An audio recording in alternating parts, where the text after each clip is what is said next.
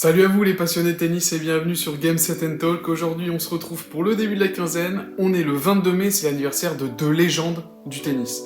D'un côté Constantin Saccarabini et de l'autre Novak Djokovic. J'espère que vous l'aurez compris, Constantin Saccarabini est plus connu sous le nom de Cons sur la chaîne. Il fête aujourd'hui son 27e anniversaire, alors inondez les commentaires pour lui souhaiter un bel anniversaire. Pour ma part, petite annonce spéciale, voilà, je vais vous accompagner tous les matins lors de cette quinzaine pour une nouvelle rubrique qui va s'appeler Mañana Tennis, qui durera entre 1 et 3 minutes. Je vais revenir sur des faits d'actualité, des anecdotes, des joueurs à suivre, peut-être des tenues, des questions. Je verrai au fil du temps des petites histoires, ça changera chaque jour. J'espère que ça vous va. Rendez-vous tous les matins entre 10h30 et 11h sur la chaîne pour commencer parfaitement cette journée de Roland-Garros avec Mañana Tennis.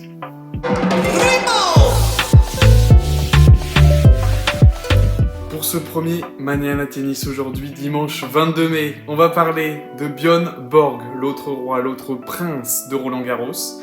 Avant Nadal, il y a bien sûr eu ce Suédois. La Suède, je fais le lien parce qu'aujourd'hui je suis actuellement à Stockholm. On va donc revenir sur les légendes suédoises à Roland-Garros. 4 Suédois ont retenu mon attention.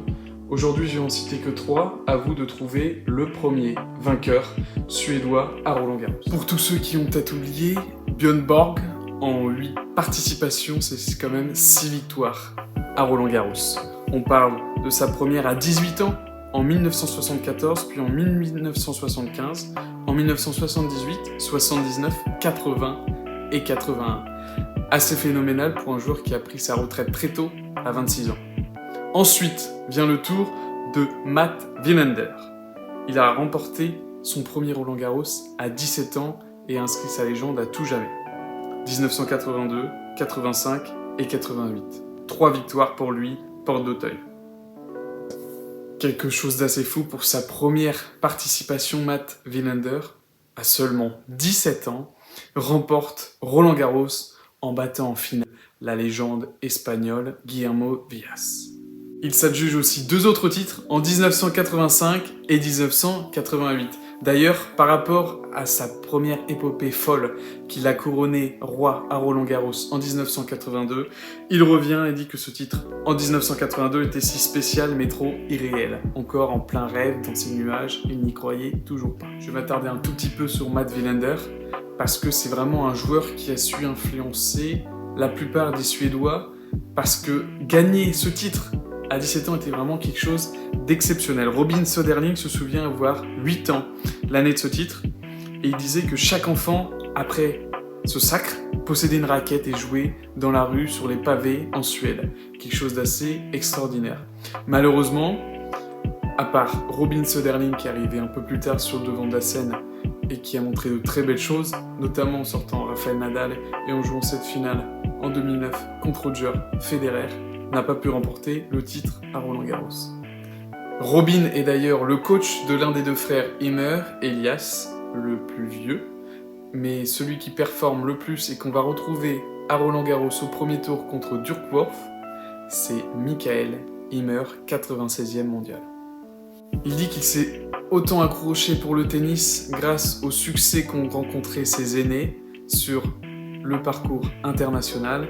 Et il dit aujourd'hui qu'Elias et Michael sont des modèles pour de nombreux garçons et filles et nous avons besoin de ces modèles pour inspirer et attirer de jeunes talents à commencer à jouer au tennis en Suède.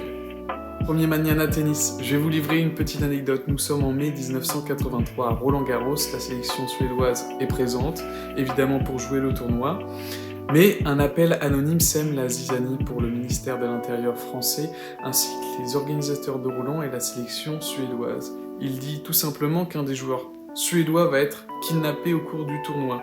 Alors des agents secrets sont déployés, pas de conférence de presse pour tous les joueurs, ils sont escortés jusqu'à leur hôtel à chaque fois. Voilà, petite anecdote assez étrange, ça s'est bien fini, on ne sait toujours pas qui a fait le coup, mais c'était en mai 1983. Surtout, n'oubliez pas de me répondre en commentaire sur qui a été le premier joueur suédois à remporter le Grand Chelem de Roland-Garros et en quelle année. Voilà, on vous souhaite encore un superbe anniversaire à toi, Constantin. Inondez-le de commentaires, ça lui fera très plaisir. Ma petite question pour finir, c'est est-ce que vous souhaiterez qu'Alexis ou Grégoire se chargent de faire un grand du jeu sur Björn Borg? Ça peut être très intéressant, lui qui est aussi le roi de Roland-Garros. Voilà, je vous souhaite un très bon début de tournoi, une belle quinzaine, et on se retrouve demain pour l'épisode 2 de Manana Tennis.